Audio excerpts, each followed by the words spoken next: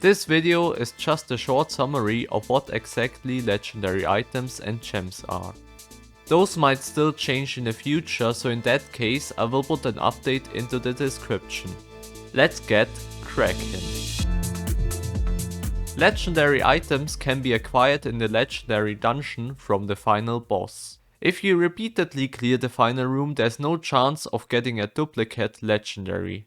Legendary items basically are epics that are guaranteed to spawn with the typical 3 main stats, which consist of the main attribute, constitution and luck. But in comparison to epics, legendaries are much stronger as the stat calculation adds another 10 levels of the toilet aura. The higher the toilet aura, the better are the item stats generated on new items. Additionally, the first legendary you acquire is guaranteed to come with a bonus HP rune, and the following items spawn with random runes. Of course, all legendaries also always have a gem socket, so you needn't worry about having enough crystals. Legendary items can be collected in the scrapbook, but are disregarded by their XP boost. Though collecting them is necessary to get the next legendary feature, legendary gems.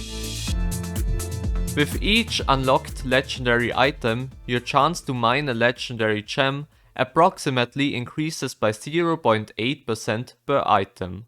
In that calculation, legendaries of previous dungeons are also considered, and the higher the amount of legendaries collected, the lower is the bonus per item.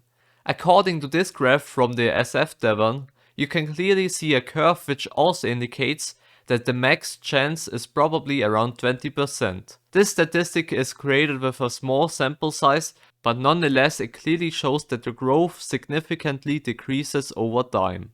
You can see here what exactly I mean. So now let's talk about why legendary gems are so good.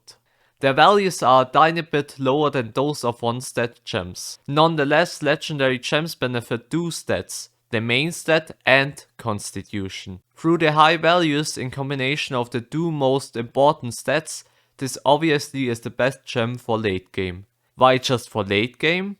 Well, in early game you probably still need to get black gems, as legendary gems don't provide you with luck. And having that additional luck definitely gives you an advantage over legendary gems in early game. But as said, that changes as soon as you have plenty of luck and the black gems partially become useless.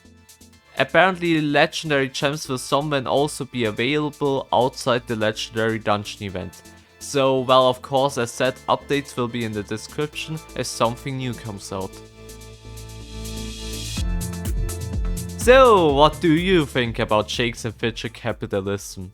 The system further rewards players that put a lot of money into the game by firstly giving them legendary items, which are better than any other items in the game, and secondly, the income gap further increases by connecting the chance of finding legendary gems to the found legendary items. In a few years from now we will probably have an uprising on every server of Shakes and Fidget because all the workers can't take this for much longer. Oh, we could make them pay for the pitchforks and torches.